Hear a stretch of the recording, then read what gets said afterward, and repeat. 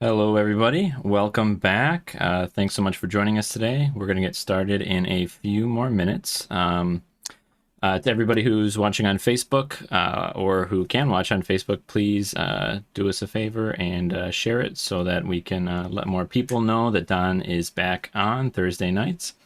A reminder that as always, the concert is free. Do not feel obligated to tip, but if you'd like to do so to show appreciation, there are links going into the various chats right now.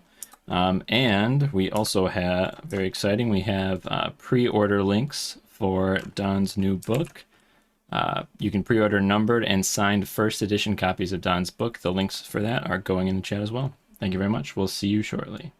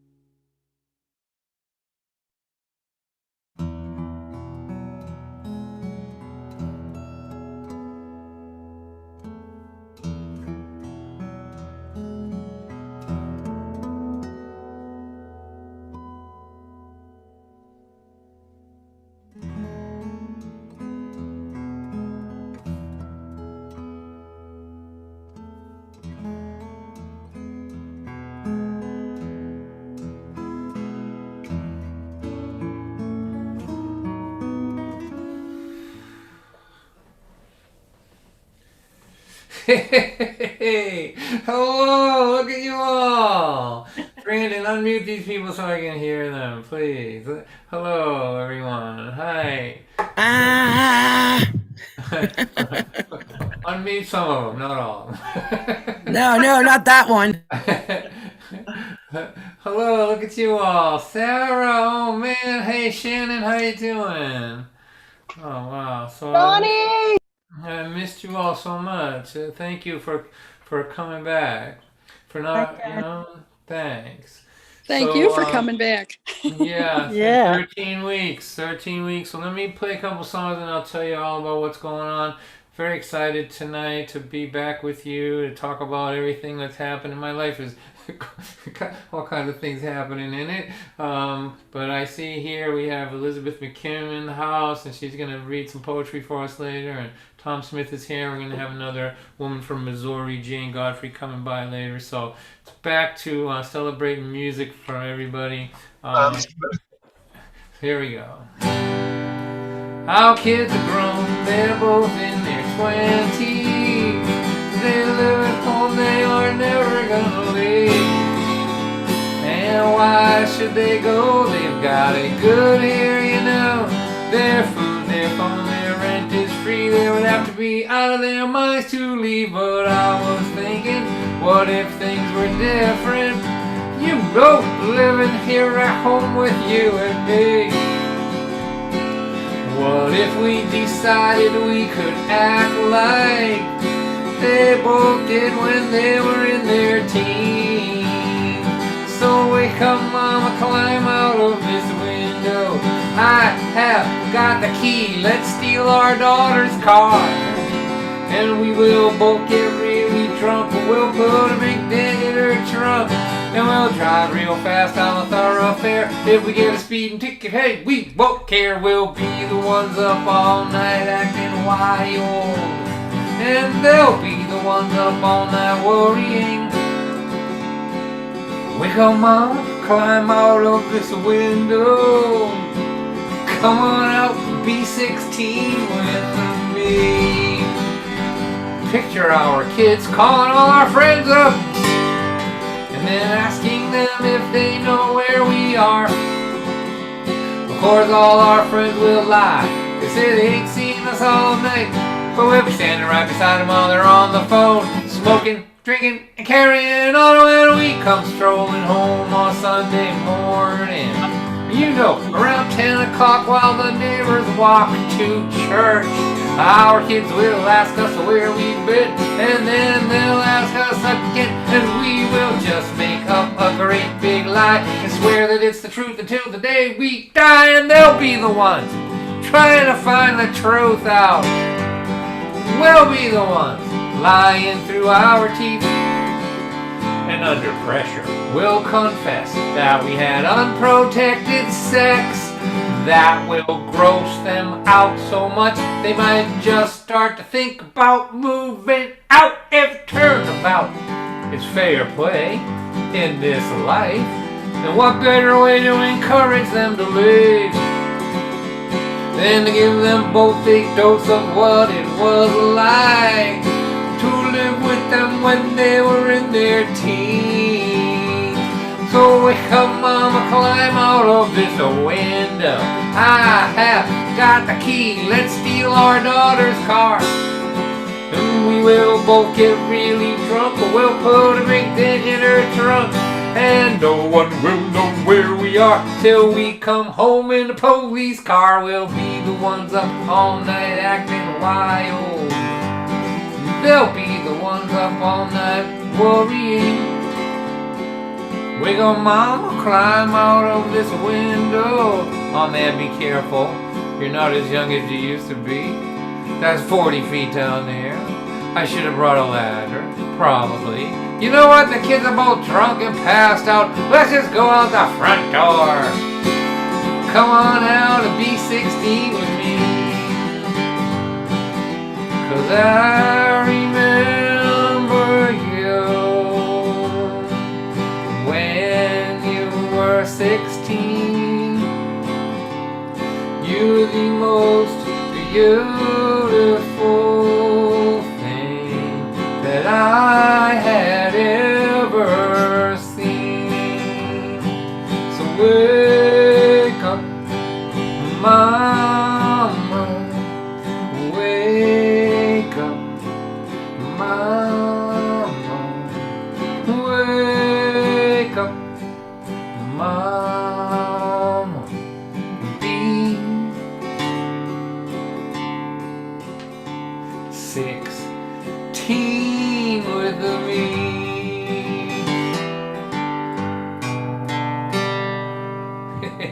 Yay! I'm back. That's right. I'm back. Right on. Nice Today job. is Teresa and I's 43rd wedding anniversary. How about that? 43rd. Hey, happy anniversary! I think I'll play a few songs for her off the beginning here, and then we'll go from there. I'm so happy. I feel like I found my little group again. You know, like I missed you guys. I really did. Like Same I here. missed I missed my little holograms. Brandon, sound okay? Everything? Yeah, sounding okay, Dan. All right, thank you. All right, so here we go. So let me just play some of these songs, and then I'll tell you all about my stupid world.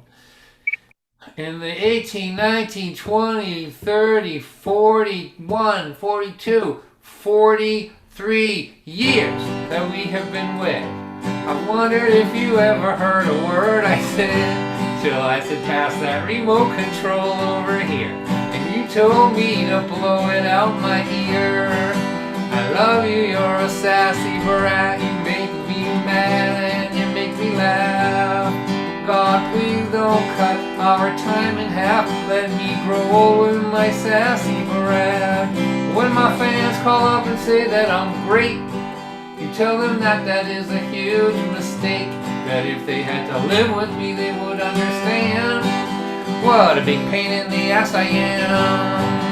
I love you, you're a sassy brat, you make me mad and you make me laugh. God, please don't cut our time in half, let me grow old in my sassy brat.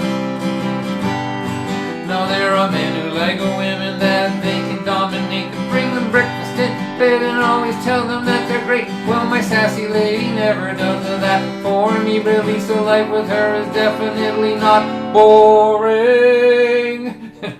You can believe that? If you want me to believe that you're great, do a couple loads of laundry around here someday.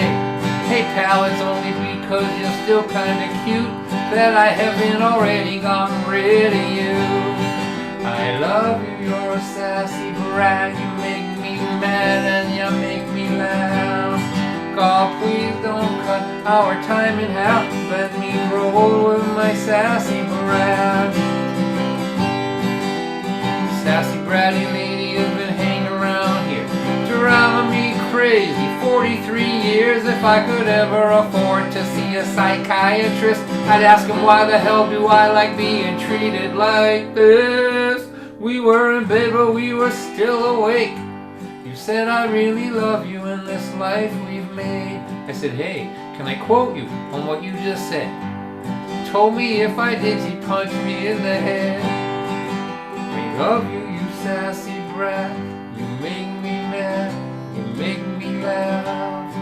God, please don't cut our time in half. Let me grow with my sassy brat.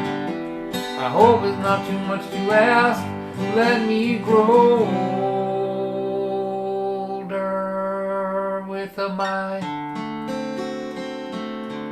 sassy brat. You come. Yeah. Hey, going. All right. Yo! Hello, Mr. Hey, Mr. God. Upper Peninsula there. Hello, everybody. Wow, look at that. All right. One more, then Brandon. After this song, we show the last photo that I sent you, the one I sent you in Messenger. Yep, gotcha. I've got $300 bills that are all brand new. They are begging me to think of something cool to do. How about I'll take you downtown, spend them all on you. I don't want to stay home tonight. We have worked so hard for so many years, built a home, a life, a family, and 2 careers. Saved our money for the future is here. I don't want to stay home tonight. I can't stay home again tonight. I can't stay home again tonight. I can't stay home, can't stay home. I need you and me, how it used to be. Every week on Friday night, there is so much history that only we can see. Can't stay home again tonight. Me and Michael, Johnny, Richard, Ruthie, and Joan all had bouts with cancer last year, you know. If cancer was a man, I would punch him in the throat. I don't want to stay home tonight. Cause time isn't sentimental, it doesn't seem to care about your plans or your hopes and dreams. It just keeps track of your minutes and wipes the slate clean. I don't want to stay home tonight. I can't stay home again tonight. I can't stay home again tonight. I can't stay home, can't stay home. I need you and me, how it used to be. Every week on Friday night, there is so much history that only we can see. Can't stay home again tonight. Well, I know we can't party like we did before. Can't stay out till 4 in the morning no more. But the house is paid off and the kids are all grown. What the hell have we been working for? Let's take a nap, take our inhalers, take a multivitamin, and then go out to hear some music with all of our friends who didn't die from the way we used to party back then. I don't want to stay home tonight. This time isn't sentimental, it doesn't seem to care about your plans or your hopes and dreams. It just keeps track of your minutes and wipes the slate clean. I don't want to stay home tonight. I can't stay home again tonight. I can't stay home again tonight. I can't stay home, can't stay home. I need you and me, how it used to be. Every week on Friday night, there is so much history that only we can see. Can't stay home, can't stay home. I can't stay home again tonight. Yo, done. Oh, that's Yeah. nice. God. Oh, there they That's are. nice. Happy anniversary. Happy anniversary to you and Teresa. Yes. I don't know who those people are, but they sure are good looking, man. One of them Right. is. Thank you, Ed. I appreciate that. Yeah. I think you'd be hurting her feelings, but that's okay. No, not exactly. You look great together. Yeah, so That's that's for sure. You still do. 1978. We had just gotten married on the field out back in Yeah. Maine. And then a month later, we were going off on our third hitchhiking adventure. That's what we looked like. We hitchhiked for the third of our 3 years of hitchhiking. We were pretty hard to drive past. People really wanted to pick us up. We just looked like we'd be fun to be with, I think. Yeah. All right, so you can put that away now. It just makes me feel old. Thank you. All right. So, how's everybody? Are you okay? How's the summer treated you? Just tell me Good. how you're doing. The best. Hanging in there. Elizabeth. All right, Elizabeth. So it must have been tough for you. You've been kind of isolated, haven't you, hon? A little bit, yeah. You looking Still forward getting to out. getting out a little bit? Yeah. Good. Dave sends his love. Well, good. Dave and Elizabeth doing Yep. okay in downtown Lynn. That's right. Yeah, I went to the farmers market there, and I got a chance to play with Tony Gallo and John Damasi. Oh, wonderful. Damaso, yeah. Yeah, That was fun today. Yeah, they're wonderful. That's good. Really, I think things are loosening up a little bit. People are getting out and playing. I'm going to be I know. performing I in love December. Going to Michigan in December, and I got a bunch of stuff for January. So I know I'm vaxxed to the max. So I'm just gonna go. Unless things turn me back the other way, I think it's gonna be all right for now. Hey, if you're at the farmers market, look at the mural. Did you see my name on it? My name's on that mural. I did. The Don White songbook. Right. Right? Right. There's a I big know, mural it's of like famous beautiful. people from Lynn, and then there's these two girls reading from a book, and it says the Don White Songbook on it. And the funny thing Yeah, and about it Vincent is, Farini, he's there, and Frederick Douglass. I just kind of snuck in, like it's like they left the door open, and I got in there somehow. And the original director took my name off of it. She said I wasn't famous enough, but the new director put my name back on it. So there you go. That's good, Don. I'm happy. Politics. All right, so in July 1st, I stopped doing these things, stopped doing everything, and just concentrated on my book. Book is at the printer now. It's called Hitchhiking Years, and 4 other stories. It's half of the book is about Teresa and I hitchhiking, and then there's 4 other stories in there. I'm exhausted. I'm exhausted from it. I'm exhausted and kind of wounded. Like I'm weak. I was telling Ed Stuyvesant earlier. Now I don't have my armor on anymore. Like I'm overworked and like every time I read through this book. So I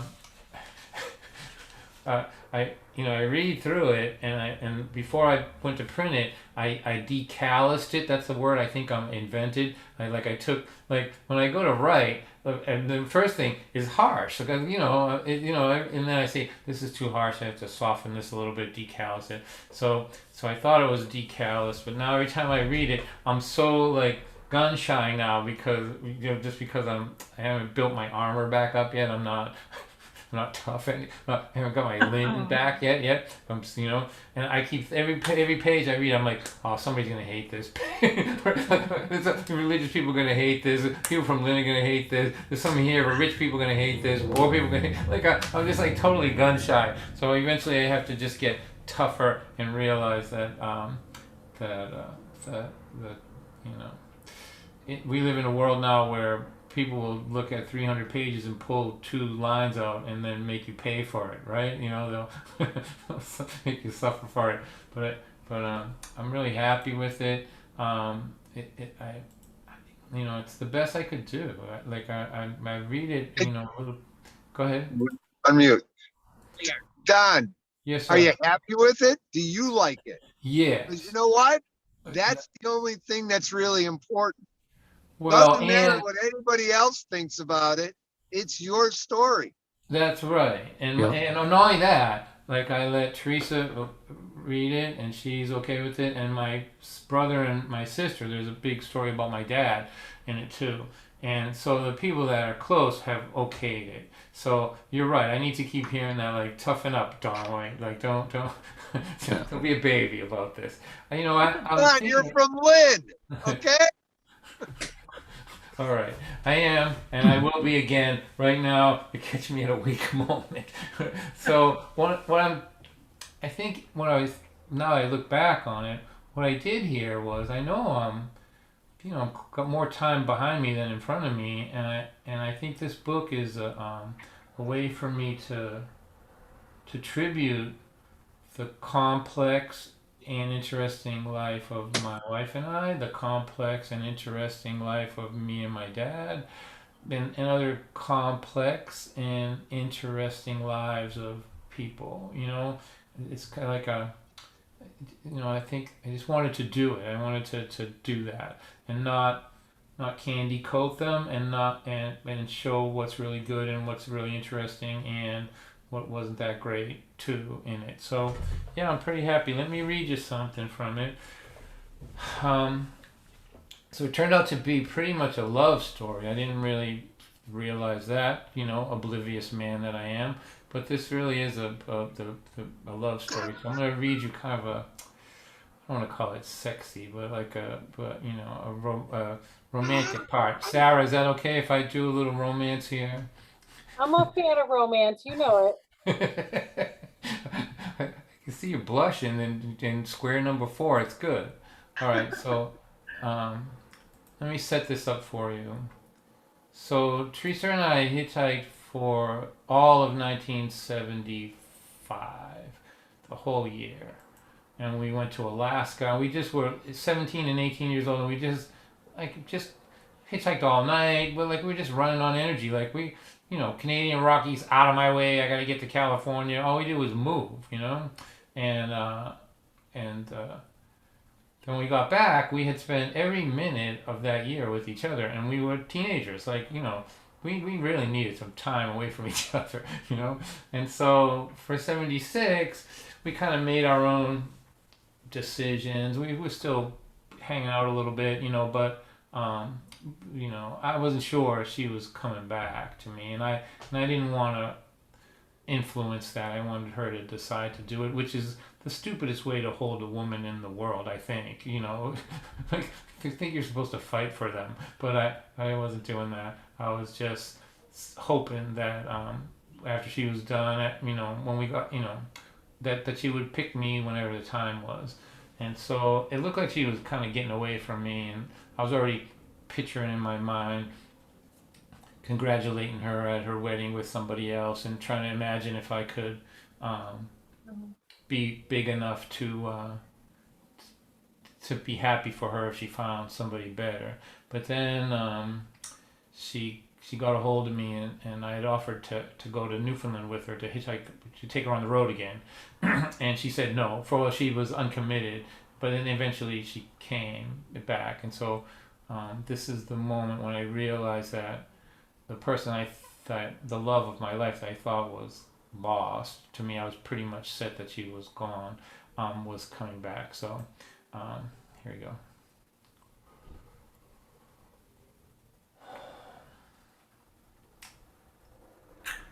Two weeks later, at a trailer on some farmland in another part of Maine, I was sitting on a cinder block that was unsuccessfully masquerading as a front doorstep when a car drove up the long dirt road and stopped in front of me. Teresa got in the back seat, pulled her backpack out of the trunk, and laid it on the ground. The car drove away, and she stood there.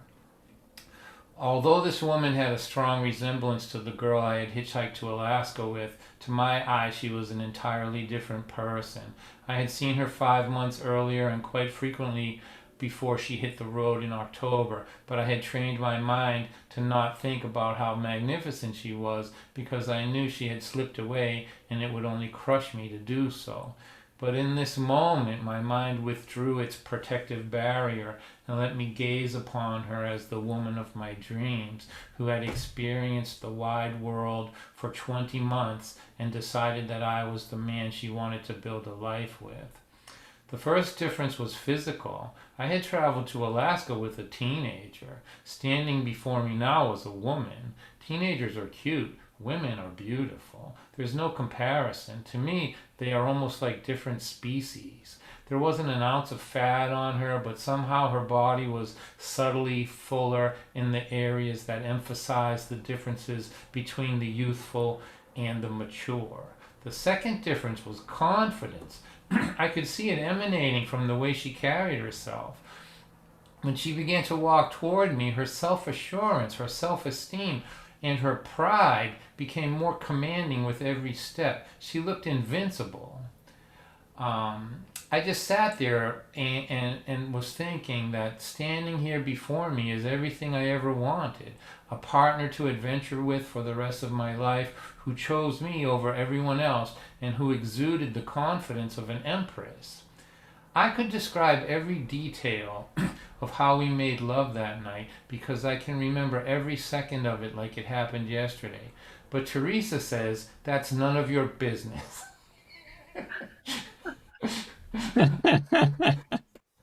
I said, what if they pay double for the book? And she said, no.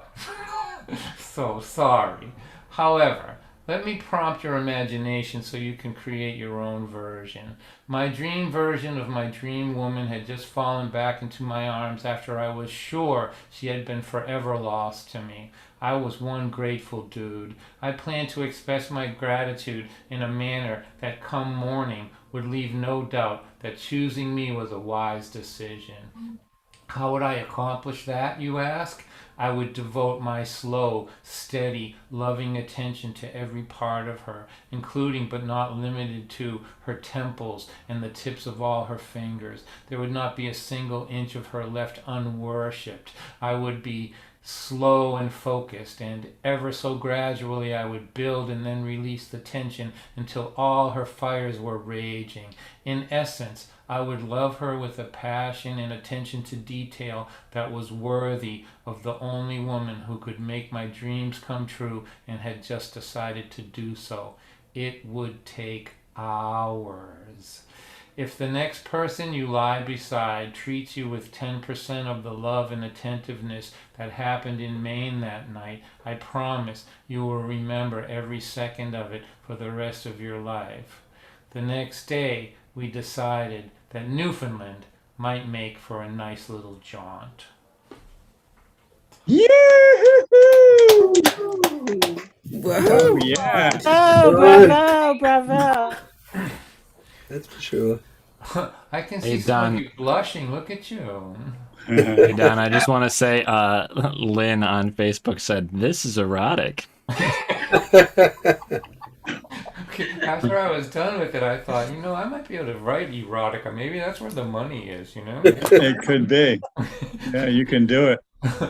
Well, I wasn't going to talk anything about our relationship, but my editor kept saying, what are you doing? This is a love story. What do you do? Like, you have to give us background and all that. And that turned out to really pull the whole thing together. For 20 months before that, it really didn't look like the story was going to continue. But then after that, here we are 43 years later. So it's all good. All right. Anybody want to hear anything? Do you know? Housing project girl. All right. Let's do that. Do do do do do do do.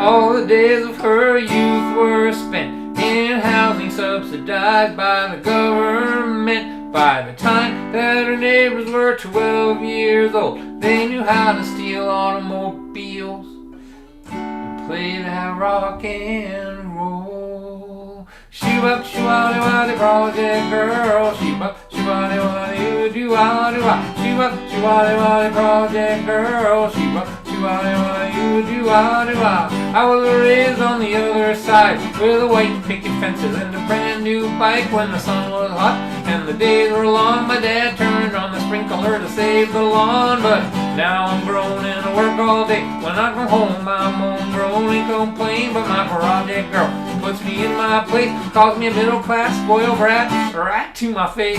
Shoo-wadi wadi project girl, shoo-wadi wadi do-ah-do-ah. Shoo-wadi wadi project girl, shoo-wadi wadi do-ah-do-ah.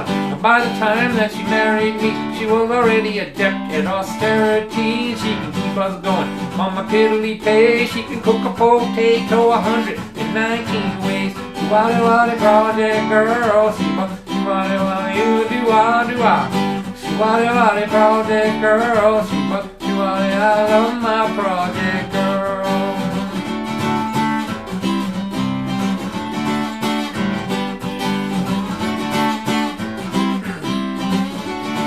If my young daughter hates what we eat, she is liable to pick it up and throw it at me. Well, the projects have never been her home, but her mother gave her Project chromosome, so it don't matter where she may live, she will always be a second generation project kid. Shoo-wadi wadi project girl, shoo-wadi wadi do-ah-do-ah. Shoo-wadi wadi project girl, shoo-wadi, I love my project girl.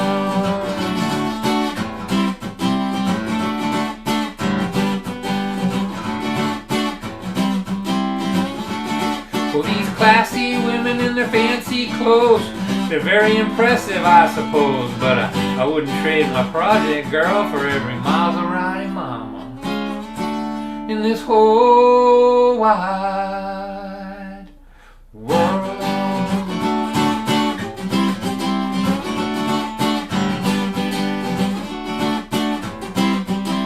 Love my project girl.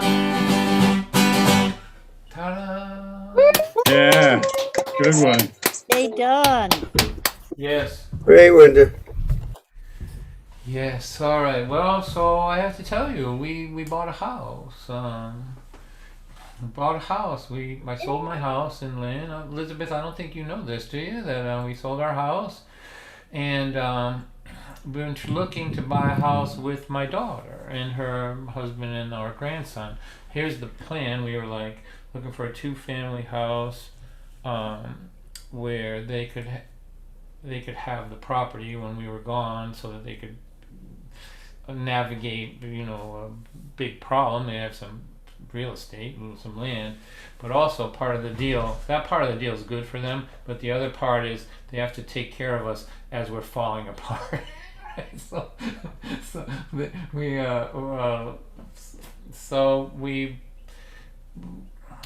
been really tough. Like, we just kept getting beat by rich people. Like, we had a house in Wakefield, had it. Like, we were ready to sign on it, and this rich guy just swooped in, paid an extra $50,000 over a very high price, and then waived the inspection. Like, he just said, like, I'm a rich guy, I'll just take this out of one of my accounts and buy this house. And so we were, that kept happening to us. But then we found a house in Merrimack, which is up near Newburyport, and they didn't publicize it well, so hardly nobody went to look at it. And we offered them like the asking price for it, which was pretty good, and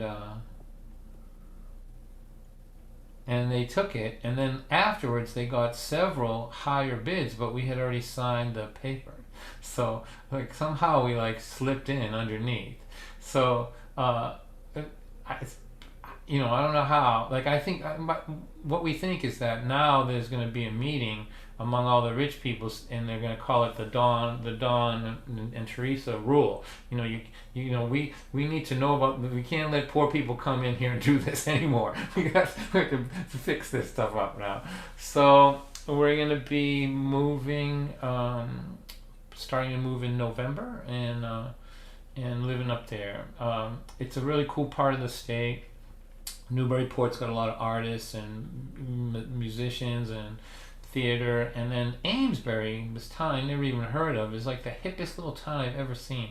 It's just like it's like a hipster town. If you could draw a hipster town, it's it, and that's really close to us. So we have 300 acres of town woods behind us that nobody can build on, and we have an acre of land. Wow. Well, so we're like,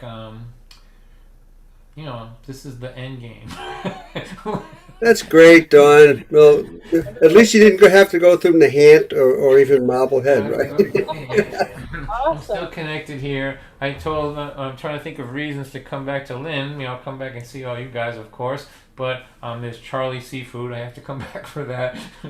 There's a few other things, but we're all really excited. And Ariel, it's really hard for a young couple to get their hands on a decent place they could afford. So with the money that I made from selling the other house, now they have something, and we're all looking forward to it. So there you go. That's a new piece of information. All right. Congratulations. Thank you. It's exciting. Congratulations, Don. It's Thank you. great. Yeah, Beautiful. that's I'm awesome. so happy for you. For all of them, yeah. And for Teresa and everybody. Teresa, Ariel this is a and Mike dream and your house. whole family. That's great, Don. We Wonderful. moved here. This is a hard place to live, as Elizabeth will tell you. But it's where everybody I love is, and it's benefited me tremendously. I needed to build my career. I was near Boston, so I could do that. I needed help, babysitters and people help me get jobs, and all my support system was here. But now the town has given me everything that it can give me. Now it just gives me aggravation. Yeah. I don't need to build my career no more. I don't need help with babysitters. I don't need people to find me more jobs or anything. So it's time to move, and we were lucky to be able to get what we could for the house and all that. So here, let's move on. Move on. But you're gonna give up all that fluff? You can still buy it up there. We'll have. Did you say fluff? Is that what you said? Yeah, you're giving up all the fluff. Marshmallow fluff, is made the here in marshmallow Lynn, in case you don't know. But I think we'll fill a trunk full of it and bring it up there and have a supply. Maybe that'll be I'll have a marshmallow fluff run down here to Lynn. Actually, I would need that stuff on a bet. I would need it on a bet. Like the only thing marshmallow fluff is good for is if the caulking in your tile in the bathroom is cracked. You use it, your thumb like that, and run it across in there.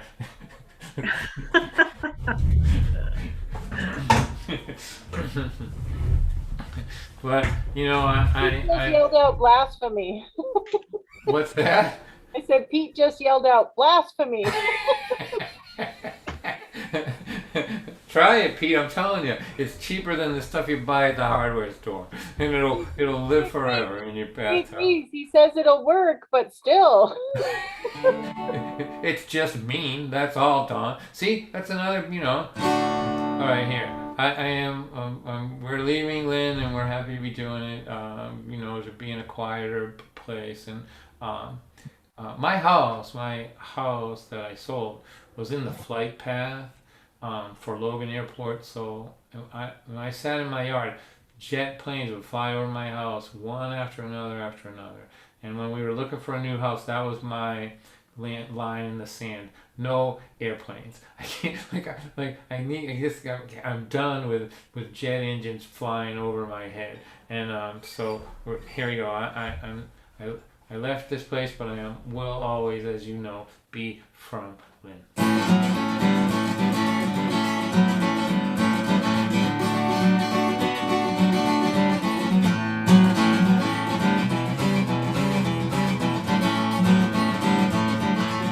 I was born in the city of Lynn, home of the first turbine engine.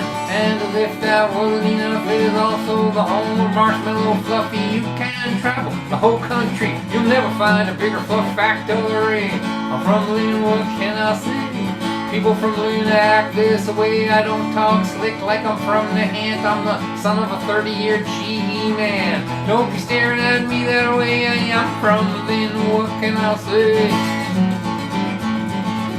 I used to hang around in Barry Park, That's illegal after it gets dark. I would stand on the bleachers where things got smoked and beer was chug-a-lug, bottles broke. Later in the evening when the police come, 27 juveniles are on the run.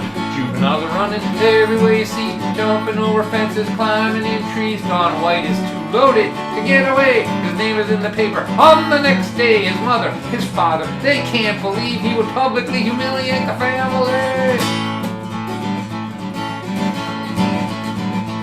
I said, Mom from Lynn, what can I say?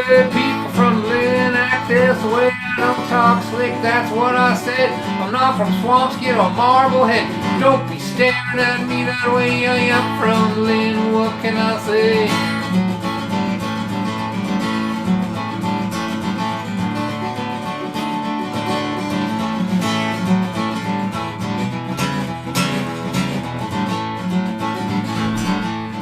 On the corner of every street, somebody is cooking something greasy to eat. Deep fat is frying everywhere you look.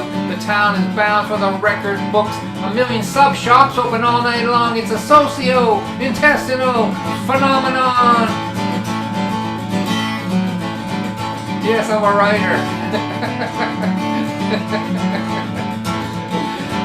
Socio-intestinal phenomenon.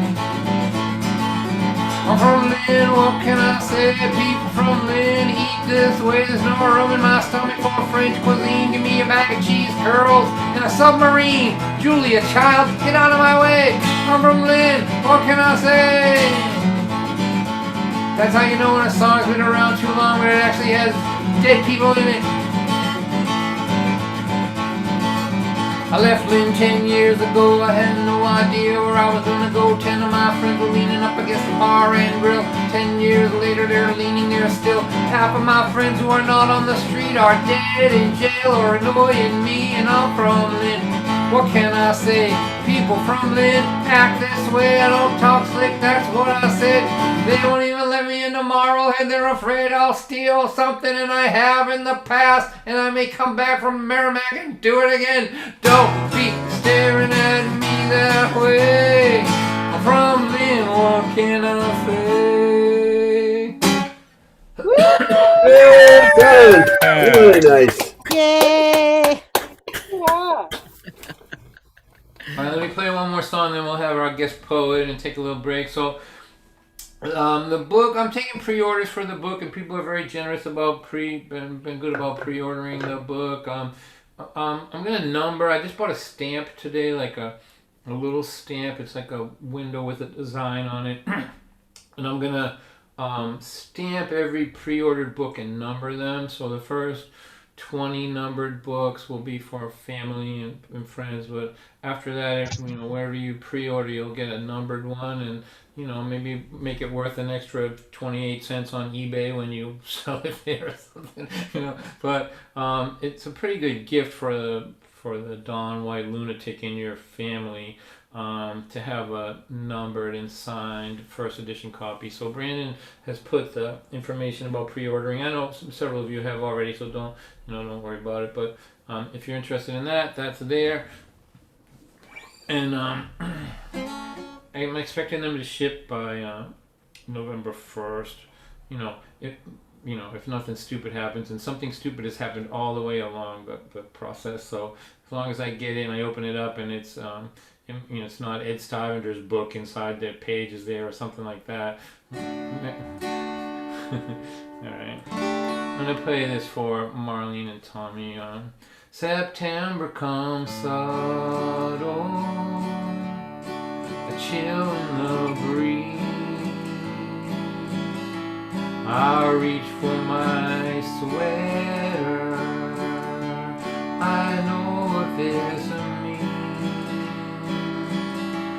Warm days are not over, but change has begun.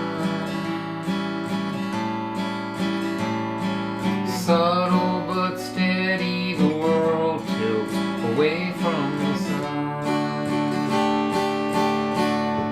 The summer was fruitful,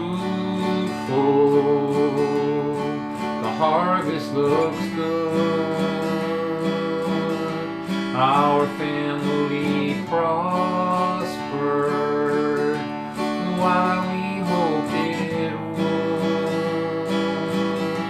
How the struggles were many,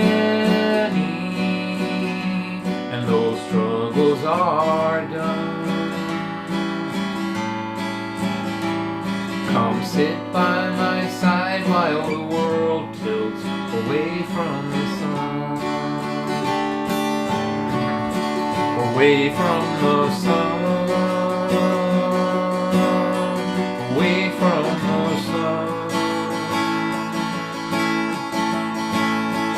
Most hardly notice, but we know this change has begun. The change has begun. Change has begun. Subtle but steady, the world tilts away from the sun.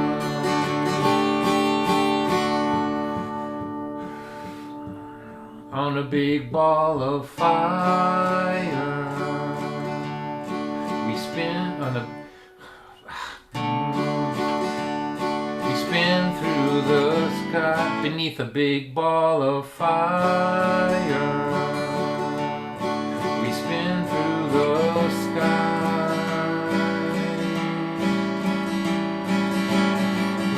loving, fighting, growing, and wondering why. While that big ball of fire above us looks down, shining a warm light upon us as we spin around and around. Away from the sun. Away from the sun. Most hardly notice, we know this change has begun. Change has begun. Change has begun.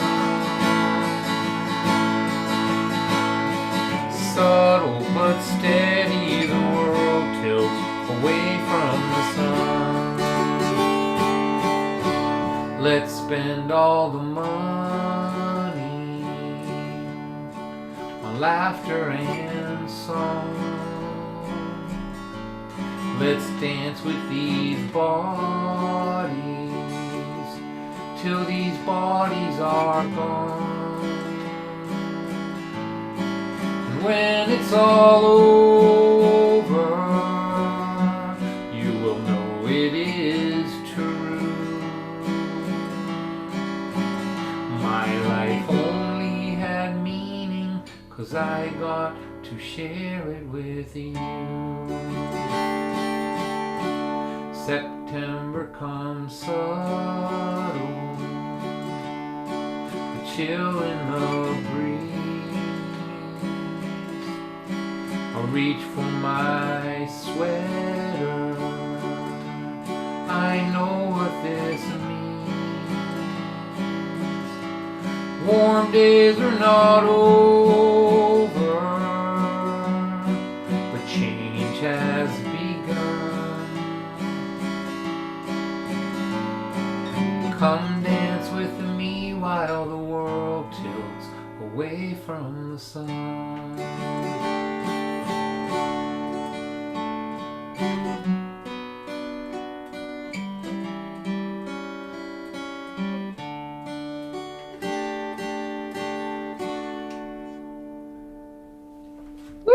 Yeah, Beautiful, Don. very nice. Yeah, haven't heard that in a long time. Thank you, thank you, thank you. You know, right? I write these songs. I wrote that song years ago, right? Like, you know, my songs are like sleeper cells. You know, I write them, and then 10 years later, they reveal to me they're true. how meaningful, you know, that my life is sort of caught up with what they were. Like, so we really are in the you know, in that part of our world now. So what's going to happen now is I'm going to introduce our poet today. It's been my pleasure, as we did all these shows, to introduce spoken word to my friends, and that come to this. And so we'll do that. I'll take a 2 or 3 minute break. I'll come back and play till about 20 past, and then we'll have our little after party with Tom Smith and Jane Godfrey, a couple of musicians I really want you to meet and to know. Part of the joy of this for all the months that we did it was getting to share my friends with my other friends. So Elizabeth McKim moved to Lynn, I don't know, 10 years ago, more probably. Oh, 16. 16 years ago. And Lynn has a way of really intimidating people who move here. So she was like, what have I done? What have I done?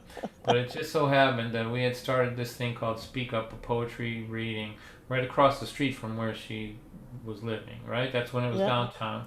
And then she just came into our tribe and won us all over. She's really one of the best poets that I know, and we know that she's a treasure here but I didn't realize the sort of legend of her until we went to Brother Blue's funeral. Brother Blue, well, Bill, Ed, you must know Brother Blue, right? His picture's hanging up at the Yep, Storytelling Center. I did in the old days. We used to do a pilgrimage to Boston to sit at his feet. Well, Brother Blue is right here in Cambridge, right? And he was, he's 1 in 20 million, that guy, right? I mean, Yep. and so at his funeral, all the old beret poets just showed up. They were all like, from the 50s and 60s and 70s. And I watched Elizabeth sit on the front steps and hold court with all of them. Like I had historical perspective. She was just somebody that showed up and wowed us at our open mics. But to see how she was revered among, generations of Cambridge and Boston and Brother Blue's poet and spoken word friends was, it put it into perspective to me how fortunate we were to have her here. So I want you to all unmute for a minute so that you can make a nice round of applause for the jazz poet of Lynn, Massachusetts, and our dear friend here in the White family, Elizabeth McKim. Yay, Elizabeth! Thank Great to see you. you. Thank Yay. you. Good to see you. Thank you so much. This is really emotional. You're right, Don. There's so much going on here, and I feel so grateful that that I met you and Tony Toledo and all the people here that invited me in, and that really made me so happy. And Teresa too was so generous and showed me around and drove me here and there and told me some stories, and I really don't have a moment of regret about moving here. I still, just walking around the block, there's a lot to pay attention to. And so anyway, I'm very thankful and grateful. And Don, I don't know, I don't really have words for it, but made so much of a difference to me. So anyway, I'm going to try to do something for you and Teresa, and we'll see how it goes. Also, I think that you're an amazing storyteller, and I know the hard work, it goes into the writing too, the way that you've crafted your stories, and it comes from such a long history, of Catcha, is what's called Catcha Falling Star, or The Rising Star, yeah. A Rising Star, and the work at that and the attention. So I think the same attention that you were talking about earlier with the courtship, you really have that with your writing life. And I'm so excited about the new book. I am. Stories. There are stories I do not want to explain. Stories which cause me pain.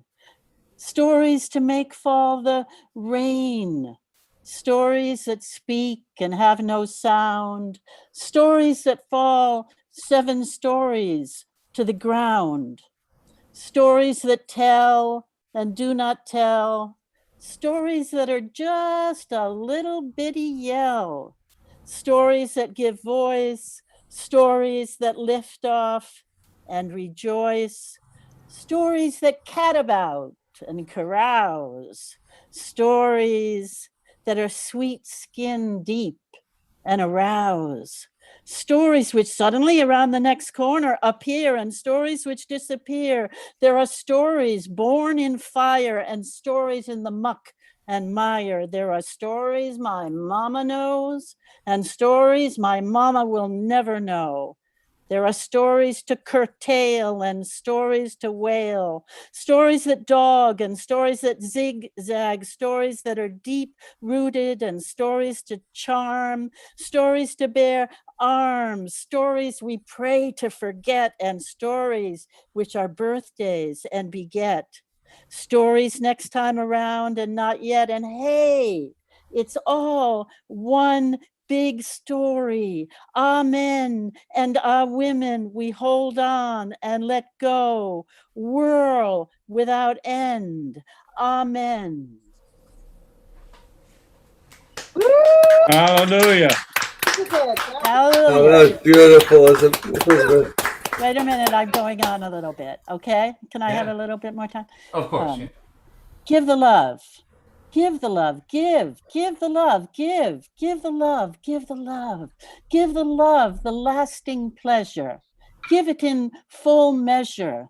Find the fruit, be at the special spot, beat the drum, be here, be there, beware, be here and there again, again and once again, bear it, wear it, we are it. What else do we have? We do desire it. There is a man inside me as terrible as myself. Sometimes, Sorry. sometimes at night, he scratches at my funny bone and rubs, whispers hot music. I used to see him waving in the tall field grass behind my house. He followed me to the city. I found him raking litter in an unspecified spot. He beckoned me back to his place and laid me on a wood sleek table. With a lick of a cat, I pounced and poured him down like an oyster. My eyes grew round and blissful. There is a man inside me as terrible as myself. Whoa. That's amazing. Yeah. Oh boy. that was And there great. you go. And so much love to you and Teresa and the whole family. And give the love, the lasting pleasure. Okay. Thank you, Elizabeth. Let's hear Yep. it for her, everybody, please. Yay, Elizabeth. Yeah. Okay. Wonderful. Oysters, Thank you. Thank you. Come on. That's how you do it. That was wonderful. So Elizabeth, if you want to hang around sometime around 9 o'clock or so, if you're still here, well, I'll have you do another piece. But Okay, honey. don't feel like you need to stay up on our account. That was Okay, no, I'll be there. all right. Okay, this is a big evening. Elizabeth, I love you. You're just a treasure Love here you in this too. community. So I'm Thank glad to have you. you here as we start Thank these things you. back up again. All right, boys Okay. and girls, if you can donate a couple of bucks to pay Brandon and keep us going, that will be great. That information is in the chat. Those of you on other platforms, YouTube, Facebook, Brandon will put the Zoom information in there if you want to come hang around with us and in the interactive part. But you're welcome to stay over there and be anonymous as well. I will be back in 3 minutes. I'll play for 15 or 20 minutes and then we'll have our little after party. And thanks. I'll see you in just a couple seconds.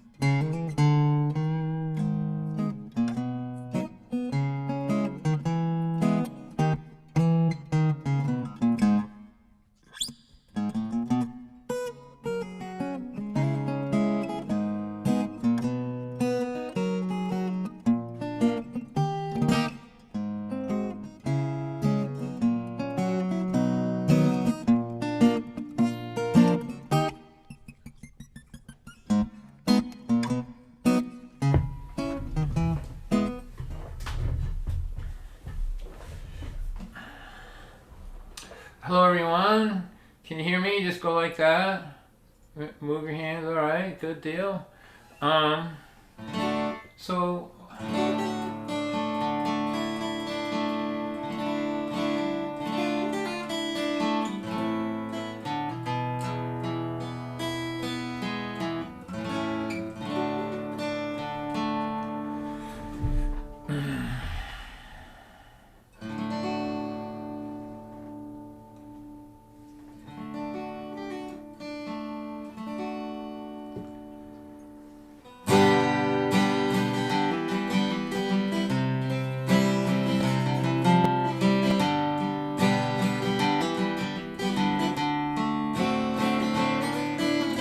all his children knew that he was dying.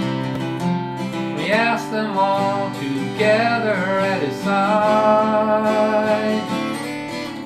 spoke to them about the joyousness of living from the perspective of someone about to die.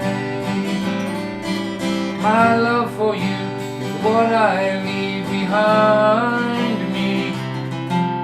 See my love in everything you are.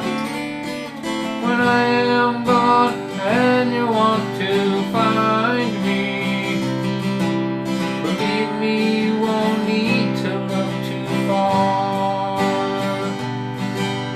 I will be your sense of humor. I'll be your integrity. Each time you find the strength to persevere, right inside that strength is where I'll be. When you touch a person's heart with kindness, that heart opens up here and where you will stay. As your heart grows, I know that you will find this is the way you can live beyond your day. So take some time and contemplate the night sky, so vast beyond all you can comprehend. The magnitude of what is out around you can make your life seem small and insignificant. Then picture your heart if grown to its potential, as being wider than all you can ever dream, deeper than the unfathomable heaven. That's the way that my heart feels today to me. I will be your sense of humor. I'll be your integrity. Each time you find the strength to persevere, right inside that strength is where I'll be.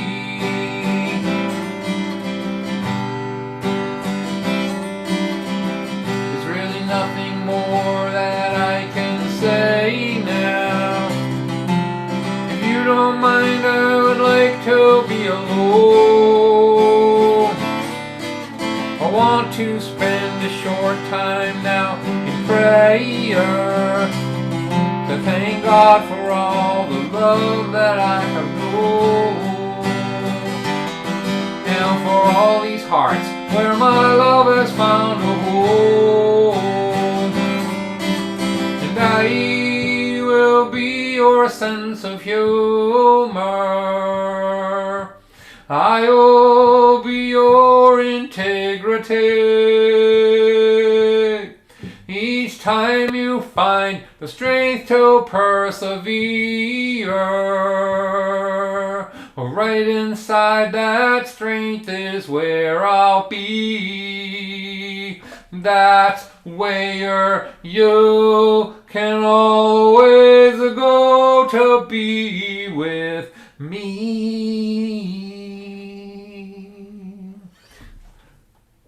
Woo!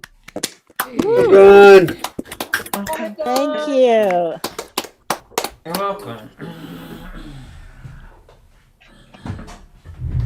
Ba, ba, ba, ba, ba, ba.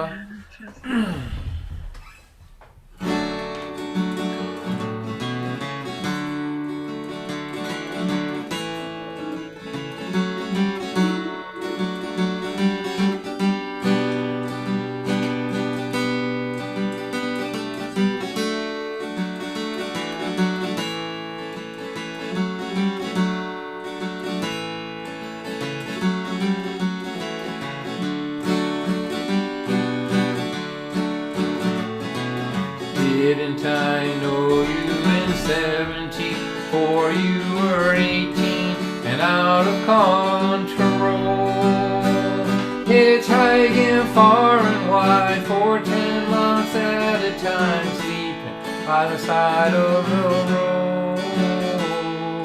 All day long you would walk, hiking boots, Birkenstocks. You live on black beans and rice.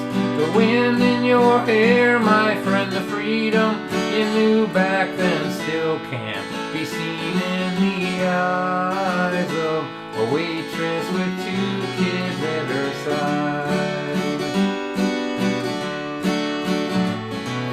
Didn't I know you in 74? You were wild, you're out of your mind. Ram Dass and Alan Watts all night in truck stops, your poetry on highway signs. The road was your teacher, then sleeping on beaches, then reaching for things in the sky. The wind in your hair, my friend, the freedom you knew back then still can't be seen in the eyes of a watchman with 2 kids at his side. When it's midnight, I work the graveyard shift. Daylight, I sleep, you watch the kids. No time, you are ironing your uniform. Midnight, you'll return, leave the engine on a kiss, a hug at the door. A long time since 74.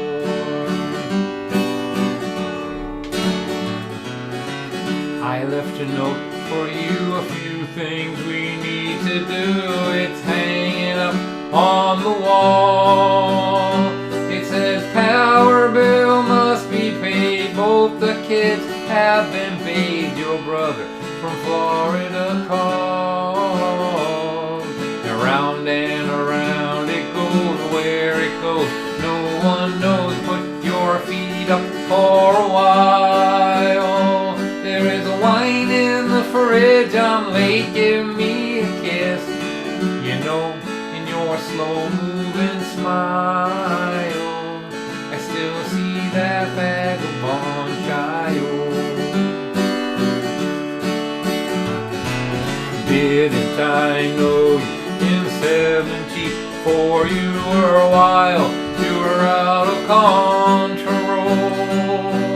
Hitchhiking far and wide for 10 months at a time, sleeping by the side of the road.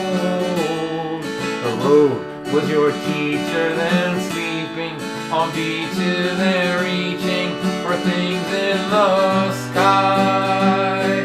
The wind in your hair, my friend, the freedom you knew back then still can't be seen in the eyes of 2 vagabonds in disguise. When it's midnight, I work the graveyard shift. Daylight, I sleep, you watch the kids. No time, you're ironing your uniform. Midnight, you return, leave the engine on a kiss, a hug and a sigh.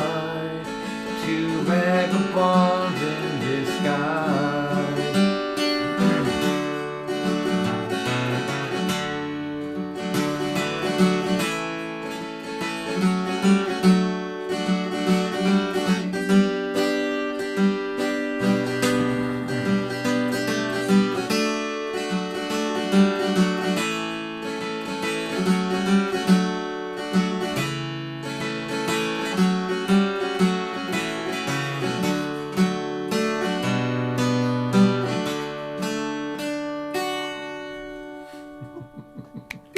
That was great, Don. I love the pictures of the book.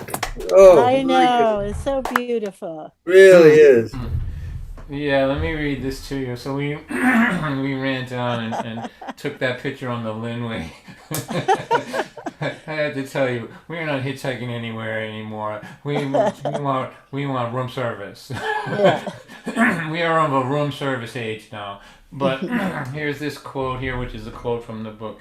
If you want to know why we got hopelessly addicted to hitchhiking, even though we were often sleeping under bridges alongside humans of questionable character, sun-baked, rain-soaked, and a bit malnourished, ask yourself this question. Could I put this book down, pack a bag, and go wherever I choose for as long as I want right now? I have to tell you that paragraph sums it up. There was nothing I wouldn't have suffered through if I knew that it would allow me to do whatever I wanted for as long as I wanted, whenever I wanted. That's what those years were. We just would wake up in the morning and say, where do you want to go? What do you want to do? Let's see what happens over there. Let's try it, see what happens. It shaped us in a tremendous way, because there was a level of freedom that nobody gets to experience hardly ever. You know, like we just let the day tell us what it wanted us to do, and we were determined to get as much of that as we possibly could, because we knew that as soon as it was over, the long tentacles of gainful employment and child rearing would wrap around us and not release us for the rest of our lives. That's right. All right, you can let that down now, Brandon. Let me play one more song for you, and then we'll I think we'll jump right into our after party. Is Jane here? I don't see her, so we'll keep an eye out for her. You are? Okay, good. I'm here. Oh, you're hiding. Where are you? Oh, there you are. Okay, good. So thanks, everybody. So let me do this one more tune, and then I think Brandon, we'll just jump right into the after party and introduce my Tom Smith and Jane to everybody if they don't know them, and then we'll get Elizabeth to do another poem, and let me see what else we can conjure up here. So this is a song that it's sort of my newest song, I guess. Only good for one song a year and one book every 15 years, I guess. That's my thing. But anyway, this is about this is for everybody who grew up to be kind when they weren't treated kind when they were kids. So it's called That's What Makes You Beautiful. And it's a song I always wanted to write, because I feel like it's an underappreciated miracle that people grow up to be all the good things that they weren't shown when they were, if they were raised by people that weren't well enough to show them kindness and all that. So thanks, and welcome back, everybody. Thank you. I'm gonna do these every Thursday till just before Christmas.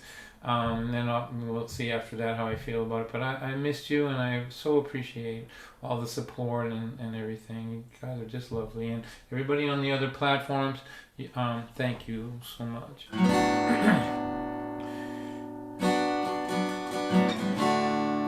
You were taught by your world that empathy and kindness were the kind of things that made a person weak. They said push and grab and fight every minute of your life, and trample those between you and what you believe you need. But from the moment you were born, in your heart there was a song you could hear through all those years of fear and insecurity, singing cruelty is always weak, but love and empathy are strong enough to break the chains of selfishness and greed. Gentle is the strongest thing to be.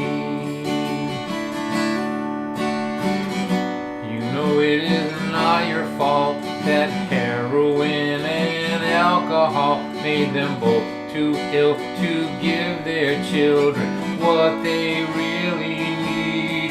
But it sure would have been nice to be encouraged once or twice, to feel safe at night, or to have a life with just a little normal From the moment you were born, in your heart there was a song you could hear through all those years of fear and insecurity.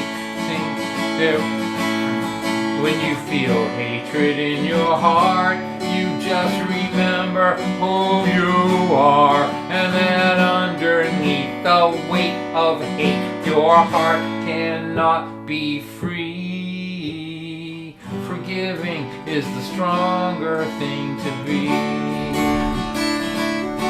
It's not the color of your eyes, not your hypnotizing smile.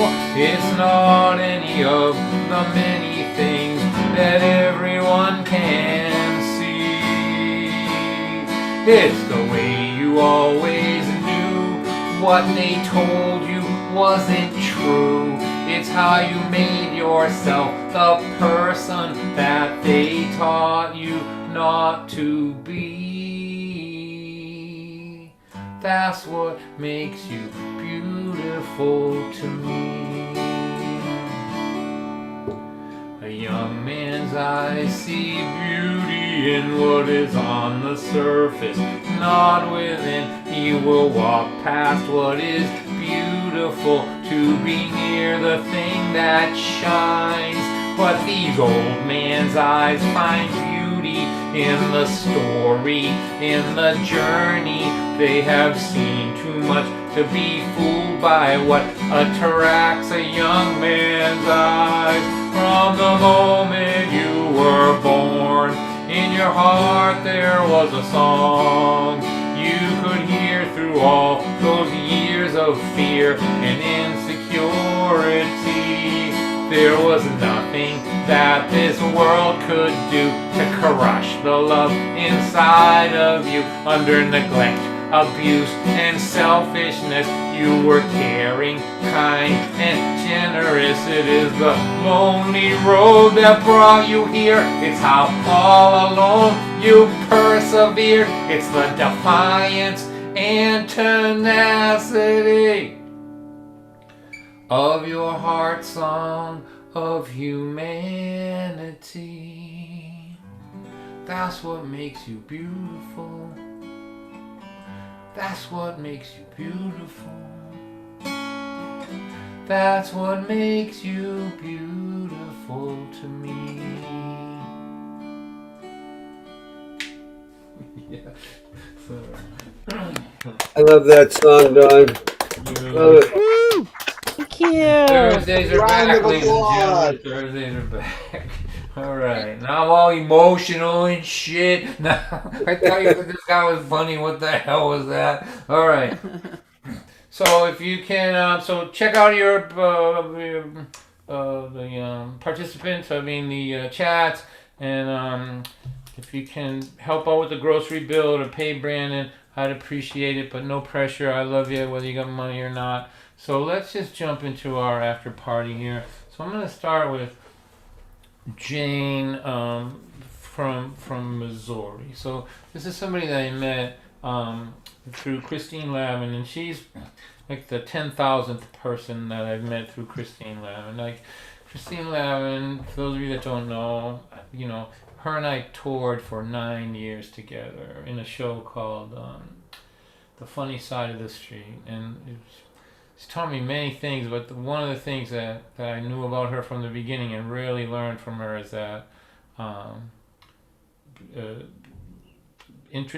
shine a light on people if you think they're good. You know, like it's hard for people to bust out of the crowd a little bit, and so she's just fantastic at that. So I was on the show with her in September, and I met a lot of good artists, but I really liked Jane a lot, and so I'm delighted that she's here and that you guys will get to hear her. So Jane, I think the first time through, if you'll just play something, and then the next time through we'll chat a little bit. Does that work for you?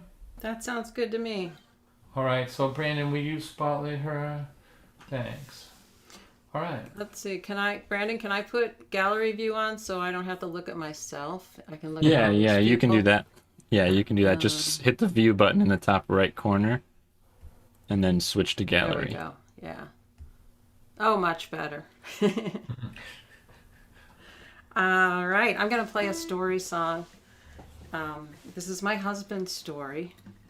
And Don, my husband and I have been married 43 years as well. So your songs are really ringing true. I've had you on YouTube, even though I wasn't here on Zoom, I was listening.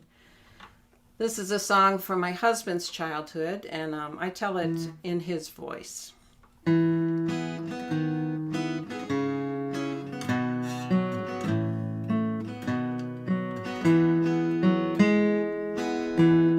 old man was a general in the Army National Guard. He carried the weight of the war on his shoulders, along with his gold stars. He was gruff and unfiltered, a smoker, a drinker. Being his kid could be rough. It was my old man's job to turn boys into men. Mine was to learn to be tough. He believed in discipline, in family, in country, God. There was no chance of him spoiling the child, 'cause he didn't spare the rod. Once in a while he'd pull off a surprise. Fun would outrank the rules. Most of the time he was character building, and I was stuck handing him tools.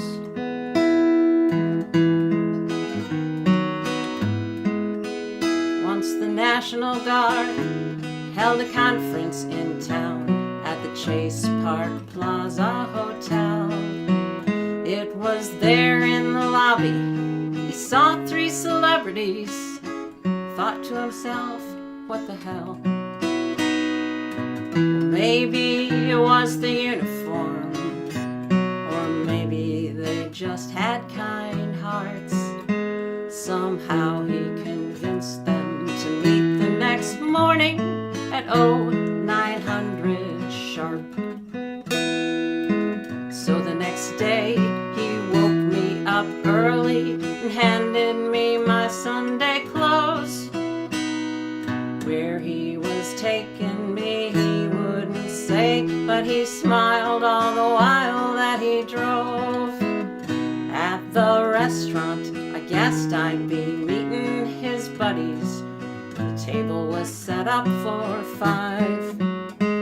I was shocked and confused when 1 and then 2 and then all 3 stooges arrived. Hello, hello, hello.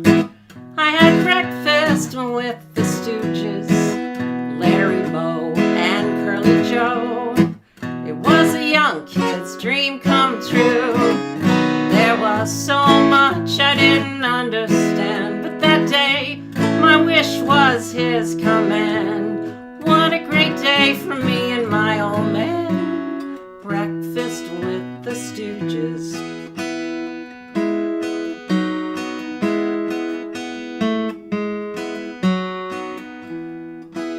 Turns out they'd come to town for a benefit circus and a Channel 11 kids show.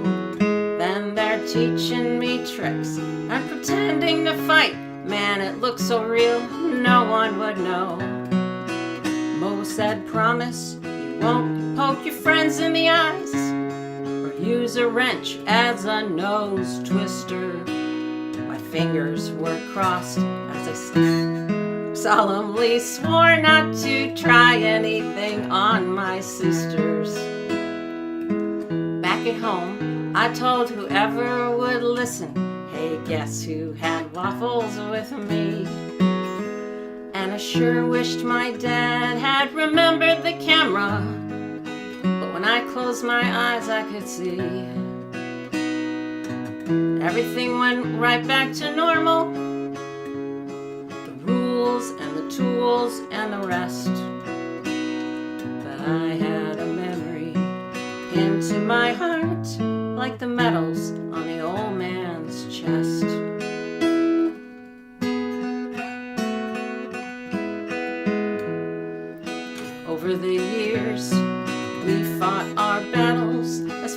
fathers and sons tend to do. He ruled heavy-handed, but I like to remember that he had his soft side too. There I am in the family room, eating my Cheerios, watching those three on TV. The old man is stretched out in his lazy boy, laughing along with me. Hello, hello, hello. We had breakfast with the Stooges, Larry, Moe, and Curly Joe. It was a young kid's dream come true. There was so much I didn't understand, but that day my wish was his command. What a great day for me and my old man. Breakfast with the Stooges.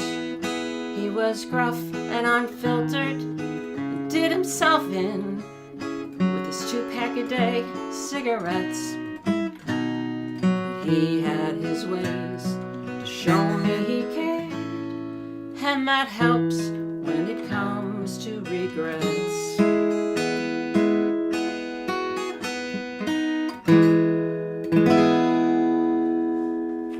That was beautiful, Jane. Yes. Oh, Thank you. Thank you. so much. That Wonderful. was great. And that was just wonderful. Yeah. Such a great piece. Can you put us side by side for a second, Brandon? Is that possible? No, it's not, right? Anyway, but I just want to say before we move on that it's really hard, as all the songwriters here will know, to in a song, like not a novel, not a story, to develop a character that's multi-layered like that. You know, both the young person and the dad are really extraordinarily clear and well developed and nuanced, and that's quite an accomplishment. I just, you know, I know I've said it to you personally, but I want to say it to everybody here. This is hard to do, and you made it look really easy. So thanks for sharing that with us. You'll hang around and we'll play a couple more later. Does that work for you? Yes. Yeah? Absolutely. So Thank let's you. thank Jane one more time, everybody. Thank you. Thank you, Jane. That was great. Bravo. All right. So Tom Smith, let me talk to you for a minute there, buddy. How are you? I'm doing great. Tom is just a fantastic songwriter and a local guy here, but he's been doing it forever. I think I heard you say before that you were in bands way back, right? You know, weren't always singer-songwriter, that you have sort of a band history. Am I right about that? Yeah, we had a string band in the 70s in Cambridge, and we would play out in the street, and it was fun. Yeah. Well, Tom's, you know, really popular on the scene here. I like his material a lot. I've been trying to, you know, I wanted to get him on here for you all. So, Tom, if you'll play something for us, and then we'll go around again. Does that work for you? Sure. Yeah. Okay, man. Sure. You I got- love these. I love these interactive things, and I've already hearing that wonderful song from Jane. Thank you about your husband's father and their relationship. I'm just throwing out my list, and I think I'll do this one that I wrote about my father and me. I mean, have you ever loved somebody and still had a hard time communicating with them?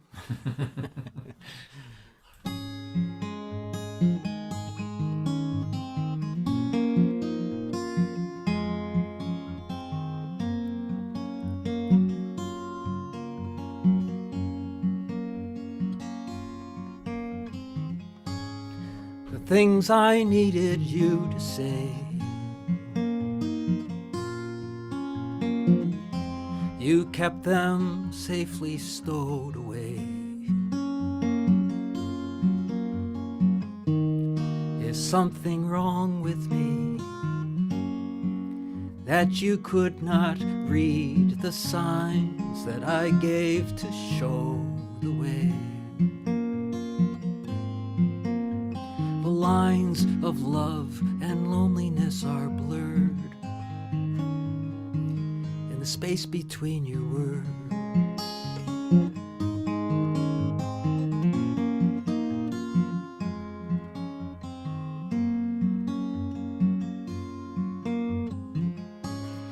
Some words take courage to speak.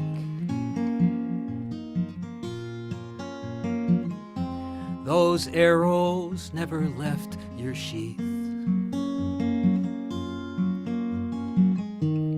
To risk they'd miss their mark, to show what's in your heart, would expose where you were weak. But hurt can be delivered, though unheard, in the space between your words. Rust is like the burning of the sun. It burned too slow for me to see when I was young. But trust can span the distance that is spun between a father and his son.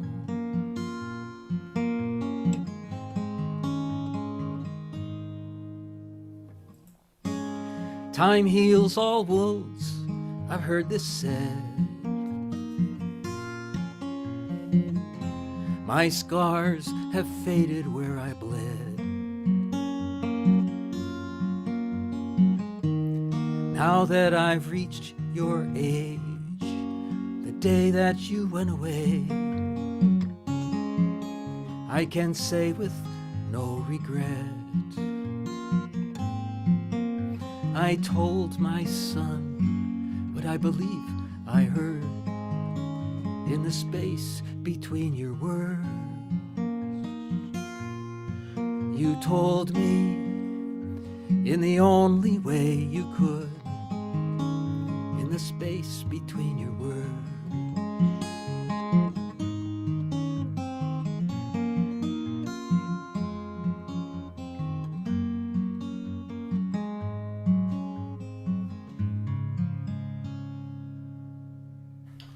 Beautiful, Tom. Beautiful, Tom. Nice vibes.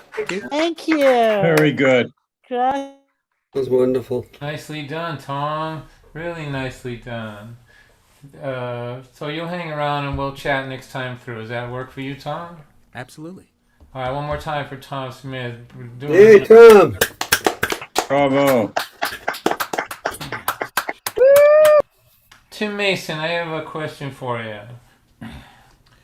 Do you remember the poem that you used to tell that was from your friend? I think he's passed on, about being at the dentist. Do you know what I'm talking about? Oh, yeah. Would you consider doing that for us today? I will see if I can dust the synapses off, but What yes. is it? What is his name, that fella? Jacob Knight. And he's long gone now, right? Yes, he passed away last century. I never forgot this thing, and I've heard you do it, I think, once, and so I just was thinking about it today. So if you could conjure that up, maybe it's nice to tribute people who are long gone by using their words, especially when they're this good, right? Yeah. Yeah. You want me to do it now, or you want to wait? Yeah, go ahead, whip it out, as they say. All right. So you got to imagine. So Jacob, just to let you know, was a sculptor. He was a painter, but mostly at his core, he considered himself to be a poet. And he was most proud of the fact that he was the keeper of the keys to the town dump in North Brookfield, Massachusetts. So when I channel Jake, you need to imagine me bigger, hairier, and not quite as well groomed as I already am. And this is a touching one that he wrote. The only women I love in town is the women who cleans my teeth.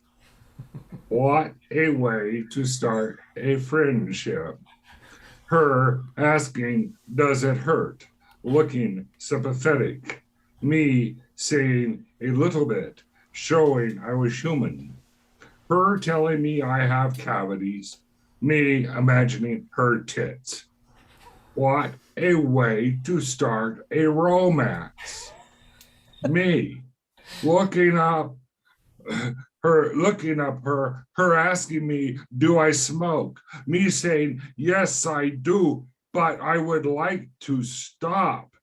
Her shaking her head like I was a bad boy. Me feeling like a snake. What a way to start a friendship. Her looking up my nose. Me knowing it was full of shit. Her saying, you can rinse now if you want to. Me spitting blood into a little dish. What a way to start a friendship.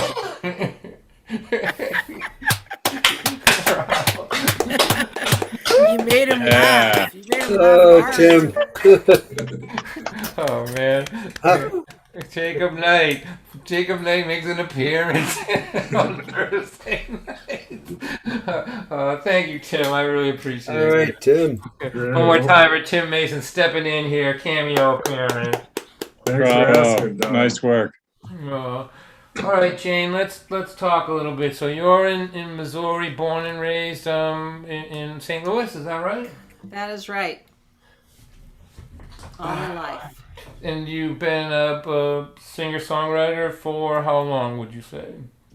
I'll tell you what. I've been playing guitar since I was 11, but I did not start writing songs till I was in my mid-40s. So I'm very much a late bloomer on that account. Well, it needed to season inside there, right? I believe so. Yeah. Yeah. Well, who would you point to as an influence as a songwriting? Who did you think was good as you were plotting to unleash your songwriting in your 40s? Christine was somebody that I appreciated her ability to write. Christine Lavin to write very funny songs and also very poignant songs, and to be able to do both of those so well, I thought was really admirable. I was also a big fan of Nancy Griffith and Steve Goodman, John Prine, all the usual suspects. I like the literary kind of songwriters, I guess, for lack of a better word. Well, all of those folks, are especially Prine and Christine and Steve Goodman are really good at the making you laugh your head off and then making you bawl your eyes out thing. Right. I found my albums when we moved over here. They were scattered all over the place. I have this whole wall of vinyl, and I'm going through it alphabetically. And I'm right now in the middle of the Steve Goodman. I have about 8 of those albums here, so I've been listening to Steve Goodman all day and just remembering how much I love that guy, how influential he was to me. He was so funny and so honest and just great. So I'm glad to hear all that. Those are all you name dropped a bunch of good people here. So will you play something for us now? Yeah, I think I will keep it light for this one. I don't know about you all, but during the pandemic, I really was not as productive as I thought I was going to be at the beginning of it. One of the things I was going to do was clear out a lot of clutter from my house. I think I got through 2 junk drawers, and that was about it. But anyway, hopefully you can relate to this.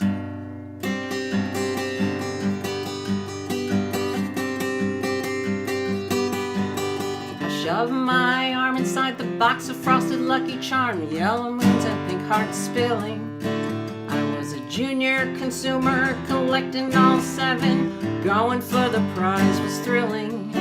TV commercials made an impression. It was possession, obsession. I had yo-yos. I forgot the first 2 things I had. Coming.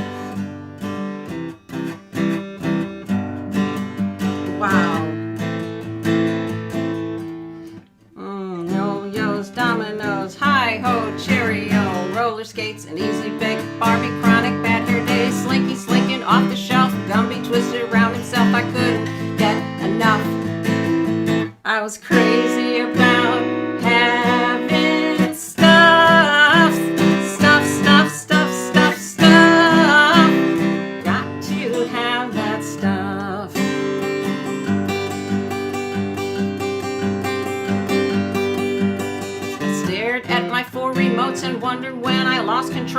just kept accumulating. I tried hard to hide my sins in Rubbermaid storage bins haunting me from the basement. They lined the walls like little coffins. I was scared to clean too often.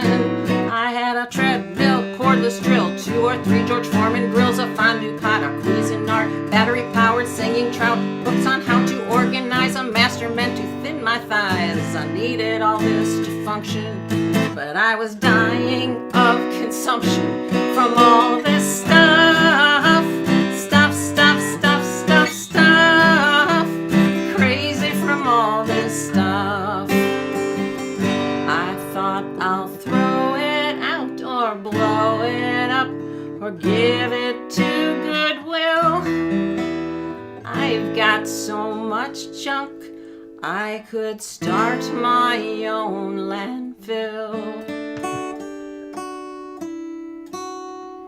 I shoved the last bag of trash into the overflowing dumpster. I can't believe I did it. Now the only thing I own is my Ford Explorer. To all the rest I say good riddance. I'm taking a road trip to freedom. But wait, there are a few things I might be needing. A road map, some car snacks, gotta have my Cracker Jacks. First aid kit, I need some chapstick. Oh, air supplies, greatest hits. Chewing gum, milk duds, travel mug, driving gloves, a cooler full of Diet Coke, sunglasses like Jackie O's, a hanging car air freshener, a heated cushion for my rear. Oh, this is gonna be tough. I just can't live without my stuff. Stuff, stuff, stuff, stuff, stuff. Stuff, stuff, stuff, stuff, stuff. Got to have my stuff. Woo! Yeah, very clever. That was really I nice. can I love relate it. to that one very much. Sea monkeys. That's great. Exactly. Thank you. Thanks, Jane. That was just awesome. So we'll go around one more time. Let's hear it one more time for Jane. Nicely done. Beautiful. Yay, Jane. Yes, Jane. All right, Tom Smith. Let's talk a little bit. So you are in some string bands back in the day.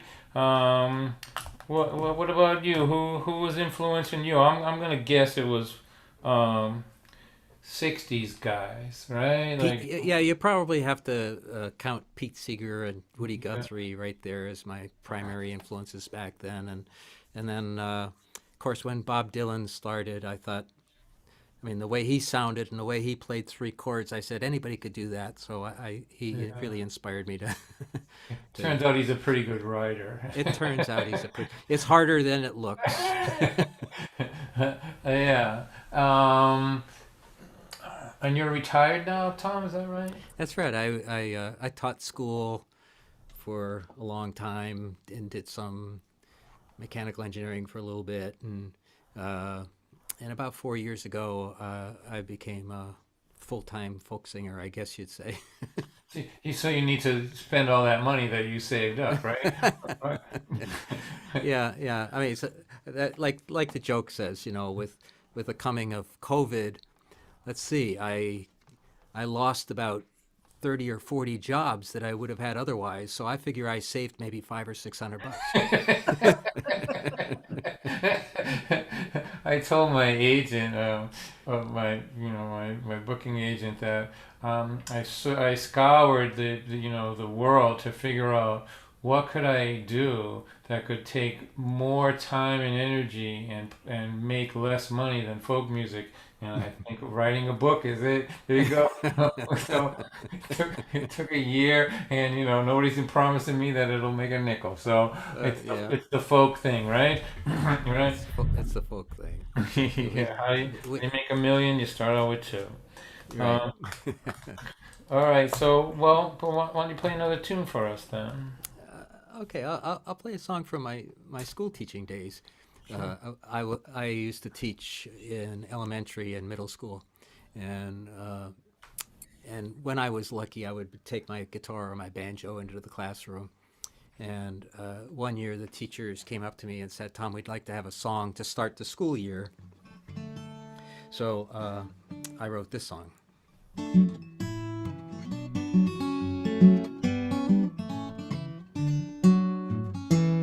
When I think of all the things that I have made myself, like that shortwave radio or that bookshelf, if I compare them to the things I could have bought from stores, mine aren't as good and I spent more. It's true. That's why some would say that doing it yourself doesn't make much sense when you add the time it takes to the expense.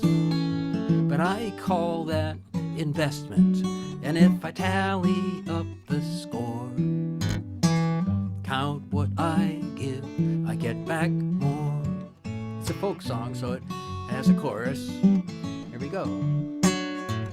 3, 6, 9, 12, do it yourself. Count what you give, you'll get back more.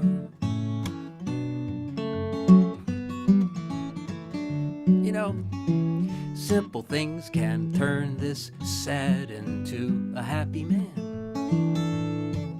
Like a loaf of bread when I knead the dough with my own 2 hands. And as I watch it rise, I feel my spirit with it soar. Count what I give, I get back more. Here comes the chorus now. Help me.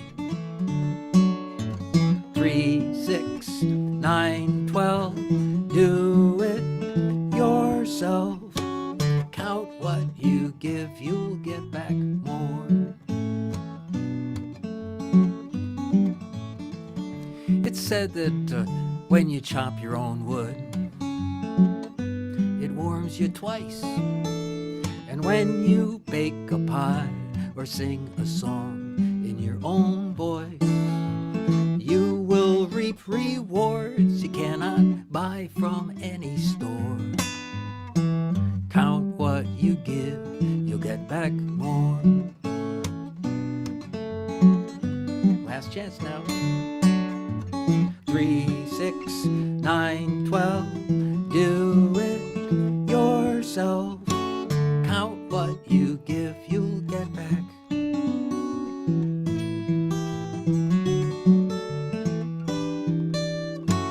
Count what you give, you'll get back more.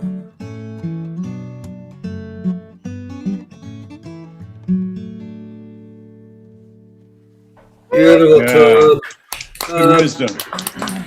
That's for sure. I love that one, Tom. Tom, you really put good energy into the world, man. I have a lot of appreciation for that. So Yes, thanks. yes. So, Thank you, John. you're welcome. So we'll go around one more time, sort of quick. Try to get this thing wrapped up by 9:30, so I can watch the Red Sox lose to the Tampa Bay Rays. And Blasphemy! So much pain, so much So pain. much pain. The Red Sox beat the Yankees. They knocked them out of the World Series, and that was it.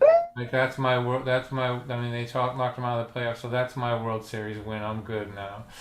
My friend said to me, Don, you have pre 2004 PTSD with the Red Sox and the Yankees. I go, yes, I'm like a dog that's been hit too much, and the Yankees are like a rolled up newspaper to me. So I was glad that went that way. Tom, thanks a lot, man. We'll get you to do one more tune here. So I think what we're gonna do is I'm gonna get Elizabeth to do another piece. Then we'll do like our lightning round with our two guests, and then let's see. I was gonna pull Ed Stuyvesant, but it looks like he took off. So that's what we're gonna do. So Elizabeth, would you grace us with another, bless us with another piece of your work, please? Sure, I'd love to.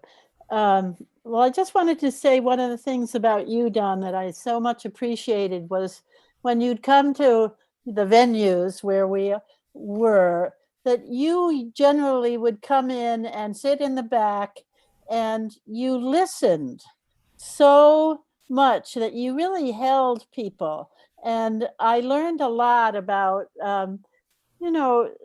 people just trying out new things, or very timid people, or people that had to come up and hold something like a rubber chicken or something like that. And I think that was a wonderful thing that you were there. I mean, you were always out there doing your work, but this was also part of your work, was to listen. So this is a poem I'm going to do. I've spent a lot of time in my life also working with children and teachers, and listening in, eavesdropping on things. So this is a poem called Hold It. And a lot of times it could be a stone or a blossom or a doorknob or a photo, but stones are very wonderful to listen to the spirit life of stones. Hold it. Warm it with your own life. Listen, listen, listen, listen, listen to its near and far pulse, the sounds, the messages. Find out where it was born, the year, the time, and who was there and why. Find out the nature of its fear. What cliff or cave or curve of tide has touched you, mended you, tended you. Find out what you can know of parents, what song and language you were taught, and if you have a friend, an enemy, what stains and marks and cracks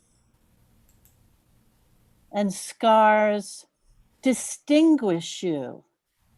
What surface opens to the air?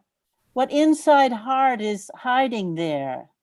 And learn the way you live and breathe and how you move upon this earth.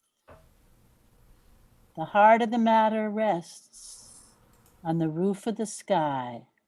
We only go by. We only go by.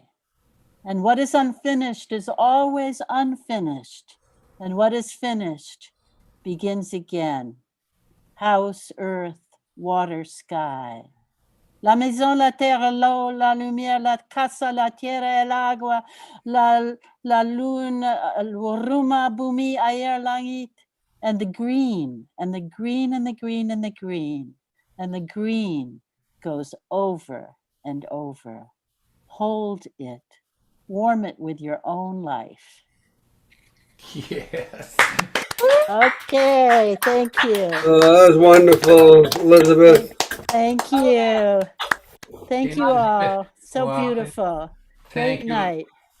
Elizabeth, I love you dearly. Teresa and I have a place in our hearts for you. We'll see you soon. Oh, of we'll get course. together, yeah. And Truly.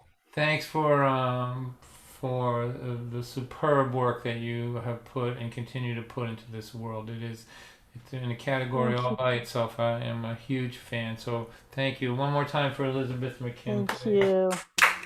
Hey, Elizabeth, Thank you all. great to see Thank you you. again. Yeah, great to see all of you and to hear you.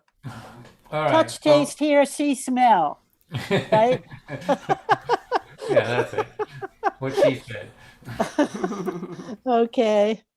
All right, let's do our lightning round, which doesn't mean that you have to make a quick song or anything. It just means that I'm not going to say nothing in between. But, so on your mark, get set, go, folk singer from Missouri, go. All right. I'll say before I start, thank you for having me. And this is another story song, inspired by a donut shop in St. Louis, where I live. It's all fictional except for the first two lines, although I changed her name. yeah, I got through the first 2 lines, and then I just made up a whole backstory for this person.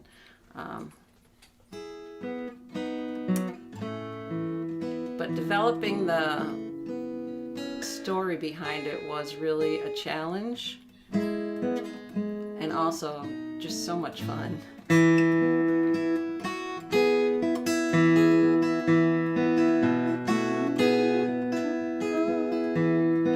Judy wore her auburn hair, teased in a tall beehive. She'd been wearing it like this since 1965. Same year she lost her folks, it was a hit and run.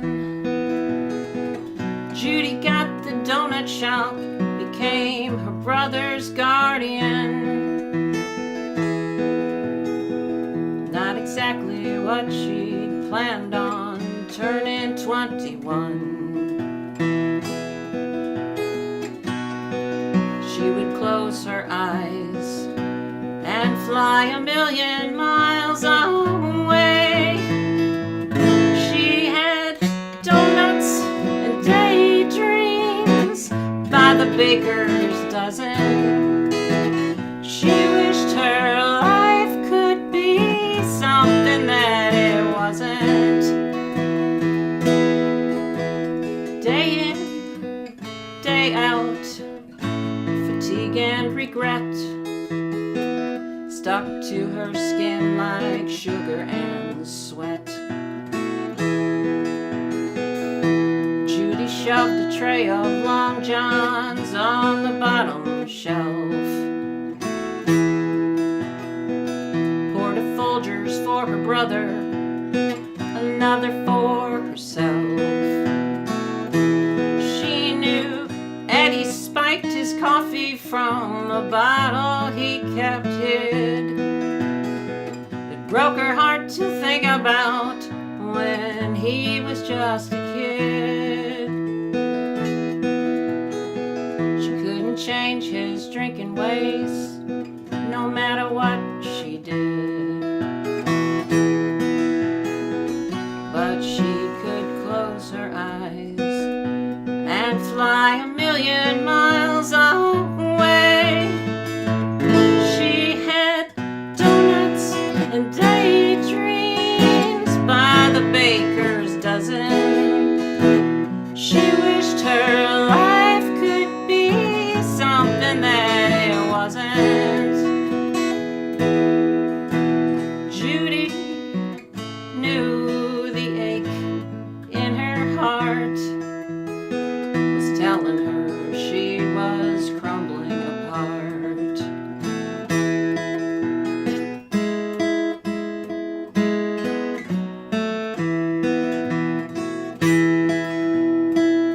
Eddie flipped the mixer switch and stared into the batter. Judy's note was on the counter where the grease had splattered. She'd said, "I'm sorry, Ed, I'll be gone for a long while. I've realized I nearly have forgotten how to smile. P.S. Now I'm seeing things in a whole new hairstyle." She used to close her eyes and fly a million miles away. She had donuts and daydreams by the baker's dozen. She wished her life could be something that it wasn't. A wish for every donut she'd fried. Judy left to fill the hole inside. A wish for every donut she'd fried. Judy left to fill the hole inside.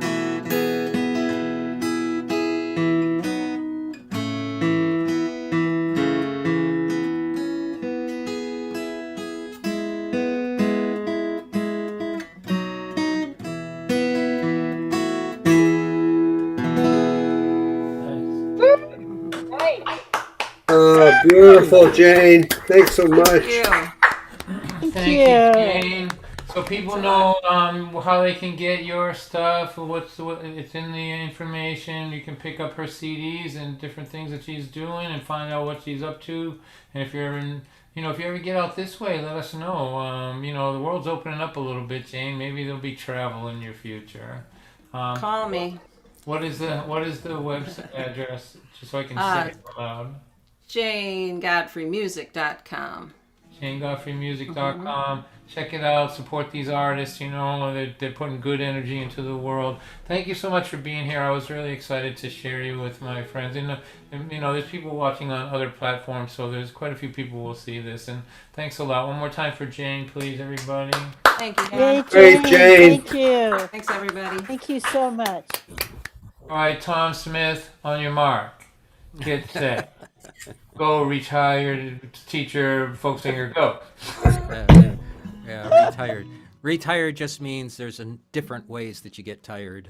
Yes, exactly. I agree. Retired. It's great to get to know Jane a little bit, and good to hear Tim again. I haven't heard you in a long time, and of course, Don, seeing you and hearing you. You are a real community builder. Thank you very much for what you do to keep this community going. And it's so easy to kind of feel like you're all alone in the age of COVID.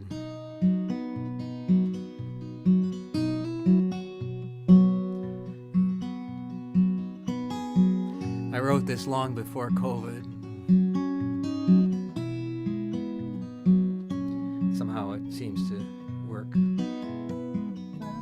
You're not alone. Look through your tears. I am standing right beside you. We'll lean into your fears against the tide of the unknown. I am here right by your side. You're not alone. How can you fight an enemy that you can't even see? It's a struggle every day to find the key. And when your hope is sinking like a stone, you're not alone. You're not alone. Look through your tears. I am standing right beside you. We'll lean into your fears against the tide of the unknown. I am here right by your side. You're not alone. We know that human spirit will overcome despair, but in darkness, when you think no one is there, and doubt creeps in to cut you to the bone, you're not alone. You're not alone. Look through your tears. I am standing right beside you. We'll lean into your fears against the tide of the unknown. I am here right by your side. You're not alone.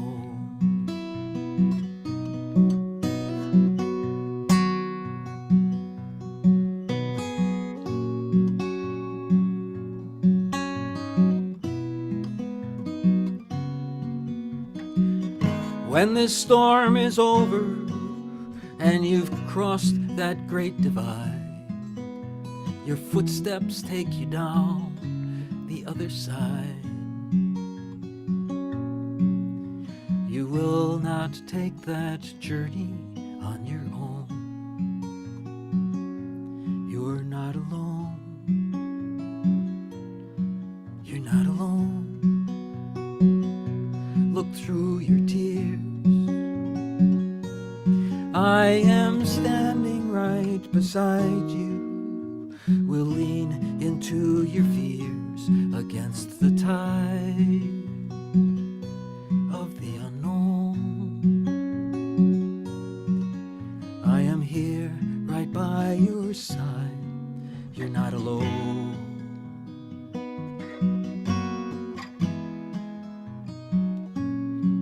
You're not alone.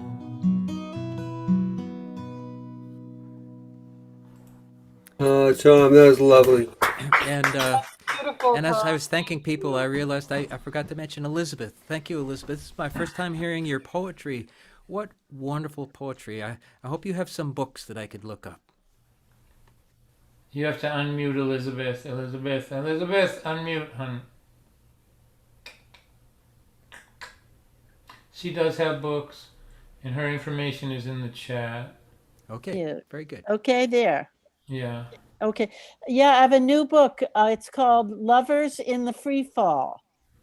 And actually, the cover of it is a mural that used to be here in Lynn. It's called it's a woman in curlers, but it's now that mural has been torn down. It's just a big old rubble pile. But it's on the book cover of my book, Lovers in the Free Fall, published by Leapfrog Press. And Elizabeth's information is in the chat, elizabethgordon.com. So thank you, everybody. This has been so wonderful. Sarah, I just keep looking at you and smiling. You just, I love you, honey. Yeah, I miss the sound of your voice and the look of your face, all you folks. So a couple of things before we go. One is that people have been asking me on all the platforms about that last song that I sang called That's What Makes You Beautiful. It's new, so it's not recorded, and as Jane and Tom will tell you, it's hard to justify spending money on a CD these days. I'm not sure I'm going to do it anymore. But if you want it or you want to listen to it, these things that we're doing here are archived on YouTube, so you can go there and just kind of scroll through and find it to listen to. But I don't have a copy of it. I want to read a little something for you before we go, and then we'll say goodbye. This is just a little piece about one of the things I learned about being on the road was you have to stay gone as long as you can, so that when you come back, the road has changed you enough so that the place that you come back to doesn't pull you back in, so that you're different enough to not just go back to who you were.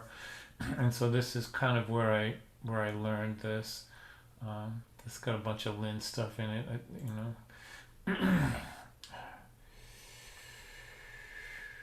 This is called Welcome Home. A week after the end of our first year of travel, so I was 18 at this point, 19, just barely 19, I attended a house party in Lynn. I was excited to reunite with my old schoolmates and friends and anxious to tell them about my adventures. So just as a little backstory to this, we had hitchhiked for a year at this point, hitchhiked to Alaska. The last 5 months of it, we were like eating food that we picked out of the wild. We had like a book that it's like we was eating wild mushrooms every night for dinner. And like I had gone from a guy who had his head underneath a keg, up Lynn Woods, to a guy that was like living off wild plants, and it was quite a transformation. I was excited to reunite with my old schoolmates and friends and anxious to tell them about my adventures. The guy who was throwing the party was a member of my high school graduating class. As I approached the house, he was leaning over a 4-foot picket fence and puking into his mother's flower garden. Hey, John, how you doing? Huh? Oh, hi, John. I'll be all right in a minute. There's a keg in the bathtub. Have at it. Now, as he recommenced the spraying of his special blend of homemade plant food over his mother's daffodils, Oh, God. I entered the party and the world I had left behind. And there they were. So can you guys unmute so I can hear you and feel you? And the world I had left behind. Then there they were, the people who had grown up like me. They were doing what came natural, drinking, smoking weed, and talking about hockey. The J. Giles band, the J. Giles band Bloodshot album was blaring. Track number 1, Ain't Nothing But a House Party, from the turntable inside John's mom's stereo console. When the needle had reached the end of side 1 and the subtle musical stylings of our favorite crooners had ended, I heard a sound I hadn't been in the presence of for over a year, but one I recognized instantly. It was the sound of knuckles striking a cheekbone. Two of the king's most loyal and chivalrous warriors were engaged in a valiant duel for the affections of a fair maiden whose virtue had apparently been maligned.